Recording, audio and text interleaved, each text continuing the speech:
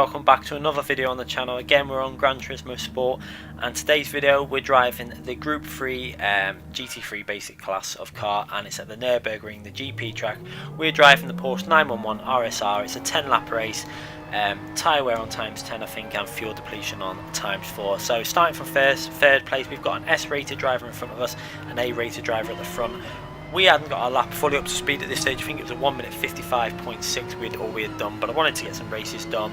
I learned where I was losing the speed. We got our laps down to nearly a 1 minute 54. I think in the end it was very close. It was like a 55.1 or 0 or something like that, and we got ourselves quite high up in the on the grid anyway. So and the later races that is. But for this race, I wanted to show this race. It's about strategy. This race was really enjoyable. I wasn't as consistent as I would have liked because I still wasn't fully up to speed, but as you can see, we got away from the line nice and cleanly.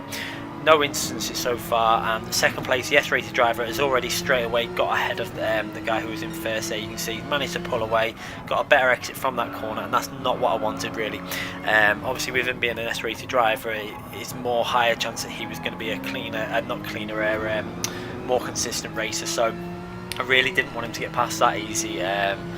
Obviously I think at this stage I was an A rated driver. This was only about, I think this was on last week, at the end of last week, this race, so it was I was still an A-rated driver, but I've got a lot further up in the A-rated now, and it was a good clean race. There was no B-rated. I think there was no B-rated drivers in this race. It was mainly A and S, and one S I think.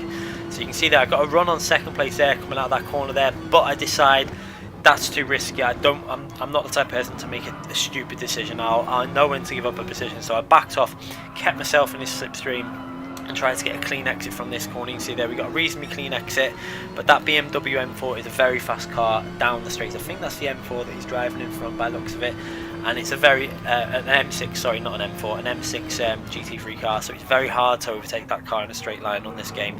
The RSR is not the fastest in a straight line, but it's very good at handling. That's why I like it. That's why a lot of other people tend to go it.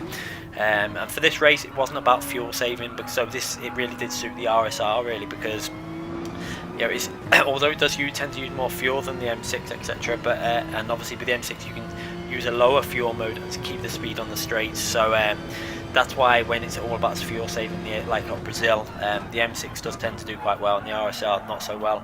But as you can see now, we're just trying to hold on to these top two at the moment. I was struggling a little bit with consistency. This was one of my first races after doing the qualifying. You can see everyone running quite wide on that corner. Second place running really wide. This corner as well, really hard corners to take at the speed you need to take it without running too far wide. Everyone does that little line where you run a little bit on the left. Pretty much do that on every game, set a course, and Project Cars. It's a common racing line, so not too bad there. Sometimes you do tend to run a little bit wide, and GT Sport does let you get away with it. I think they need to clamp down on some of the track limits, but if they're letting you do it and everyone else is doing it, you know, I'm going to do it to keep it fair basically. And I would rather they sorted that out though, and just brought the track limits in a little bit on some of the corners, like that exit of turn 2 I think it is, and obviously turn 4 I think it is. That exit there needs to be clamped in a bit, but you can see now we're just trying to keep it consistent. We've got a bit of a gap between ourselves and the guy behind. It's nearly it's closing in on a second gap, but we need to close in on this battle at the front. I don't really want to lose out too much, so I'm not worried about saving fuel really on this one, because it just wasn't worth it. It was just much better idea for myself just to go one on the power and try and see if we can do a slight different pit stop strategy to the other guys. My idea was I wanted to stay out longer. After, the ideal for the tyre wear is pit on after lap 5, you pit and you get an equal amount of wear out of the tyre, but I found the tyres tend to wear okay on this game. I seem to be able to drive a lot better than others when the tyres are running low on grip. I don't know why it is, but I don't know if it's just smoothness or what, but I tend to be able to keep the tyres in a good condition or something. But you can see their first lap not the greatest, 57.1. We've not got our speed maxed out yet. This was one of the first races, and you can see their second place made an error, so I took advantage straight down left. There was a cone on the track there, which I didn't know how this game would handle with cones. I was a bit worried that it might get under the tyre or something, so I was really cautious with that overtake, but we got it done, and now we're all about looking to get as close as we can to first place before he pits. So now we're attacking the first place. You can see third place is still very close behind us there. So I did want to try and make sure that I keep an eye on him. That's why I was looking back there and looking in the little TV rear view mirror camera on the bottom of the screen there. I did forget to save the replay. That's why we haven't got the replay running in the top right hand corner. Unfortunately, I forgot to save it, and by the time I realised the lobby had closed, so I didn't have a chance to save it. So you can see now we're pretty much holding speed with the guy at the front, the S-rated driver, and it was not too bad considering this was one of my early races. I was reasonably happy with being able to hold the speed and stay with him at this point of the race. And we got like third places right behind the zone, and that M6 is such a fast car down the straight. So you're going to see, I mean, it's more so towards the end of when it's in the slipstream at the end in the higher gears. That's where it really does gain its speed.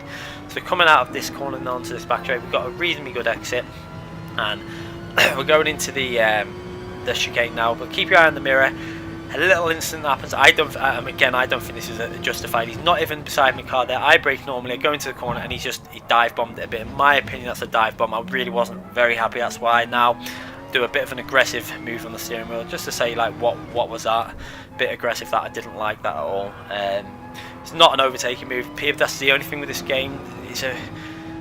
You've got to understand. Some people don't seem to understand when a move is on and when a move is not on, and that move wasn't on. It wasn't even side by side with my car, so I was just turning in and got dive bombed into the corner. But after that, I realised I needed to set about catching up to first place and losing this guy in third place, because I know I had the speed to do it. So we just concentrated on trying to put our foot down and catch up. And I think actually on this lap, we're on lap 4.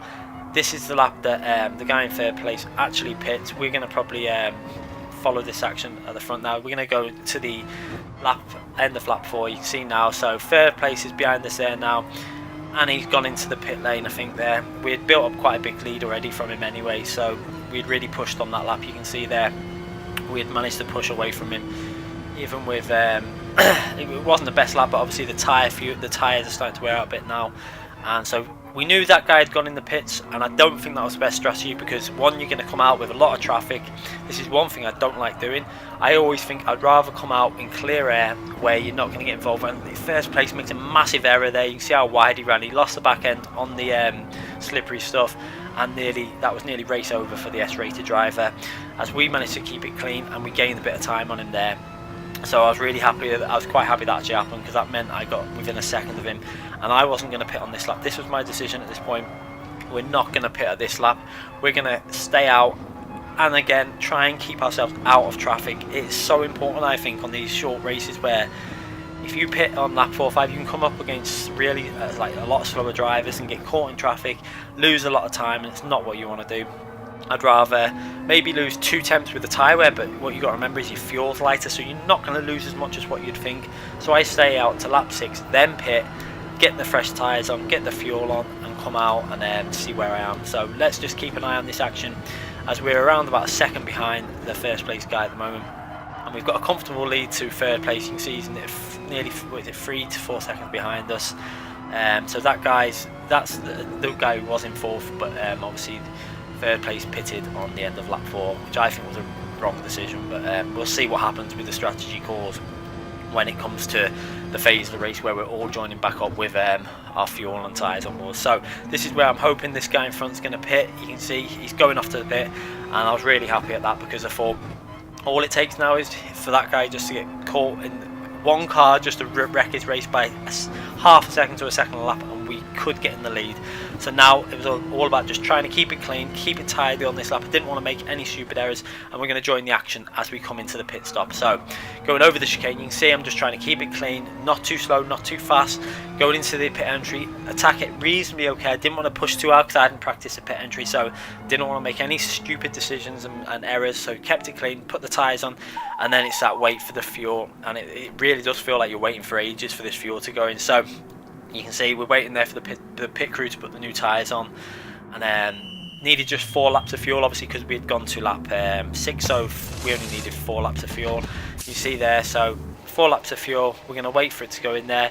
Feels like an age, but it's in because obviously it's got times for fuel ratio on, so you're technically putting 4 times more in than what you'd need. So we're coming out of the pits, and I look, and it says 2 seconds lead. and we've managed to pull a massive lead, well, quite a big lead considering how we were a second behind. We're now over a second in front, nearly 2 seconds in front. I don't know how that's happened. My guess is he's got caught in traffic. It would have been interesting if we would have saved the replay to actually go back and see what had happened to him, but it proves my point with the tactics that I used. You can see third place still in third, that was in third at the start of the race. He didn't get undercut or overtake anyone, but we've managed to gain ourselves a considerable amount of time. So now it was just about keeping it clean and driving as well as we could to the end of the race and seeing if we could just pull out as much of a lead as we can, because I kind of thought I had the speed, and it proved to be right as I gradually pulled away from the rest of the pack and got myself in a comfortable position. As you can see there now, just keeping it clean, fresh tyres on. That's another advantage I had over all the other guys. The guy who pitted on lap 4, two laps older tyres, which technically was a lot more because he's got times, I think it's times 10 tyre wear, so he's actually got like 20 laps fuel, 20 laps of tyres older than mine, and the guy behind's got like obviously a lot more than that, so like 10 laps more technically in the way it works on this game. So that's what you've got to think about on this game. It might only be 1 lap, but with the ratios of the tyre wear, you've got to consider your strategies, and that's why I go for the strategy like that, where I pit towards the end, and at the end of the race then you've got fresher tyres, and you're not running the risk of getting caught in the traffic, getting caught by back markers, etc. It's just a safer strategy, and it's a strategy I always tend to do on most games really. Even on iRacing, I did tend to, unless you needed to pit early for like some reason, like to get past someone in front of you, you could do it in that way and maybe put under fuel your car and then save fuel at the end. That's where it comes into play. I mean, if they did have longer races in the daily races, it would be a bit better, so we could start using some of the strategy a bit more. But for this, I think it's better just to stay out and keep yourself the fresh air, and then you're not going to get caught in any traffic. So you can see now we've got a reasonably big lead. We've got ourselves over 3 seconds, nearly 4 second lead, you can see there, as we're going on to the last lap. And we're coming into obviously the last few corners of the it's midway around the track actually, and we judged our fuel pretty much to perfection. You can see there as we go over the line. I think we only have a very small amount of fuel left at the line, but I don't know whether second place had short pitted, was trying to save fuel or something, but we seem to be pulling away and away and away. And you can see there, the guy who was in third place has actually lost that position. He's down to 4th. So the strategy of pitting early with them old tyres has really not paid off for him, and he's lost another position. So the race went really well. Really happy with that. Lap 9, 56.4, not the fastest lap I did in the race. I think I got myself into the 55s once I was a bit more used to it. But you can see we were starting to get some pace back on the track, and it was an enjoyable race, and another win for ourselves to bump ourselves up a little bit higher in the rating. So hope you enjoyed that little race and a few pointers on the strategy, and we'll be back with more videos very soon. Make sure you like this video, give it a thumbs up if you've enjoyed it, and obviously we'll be back with some more track guides and hopefully some setup videos very soon. Thanks again for watching.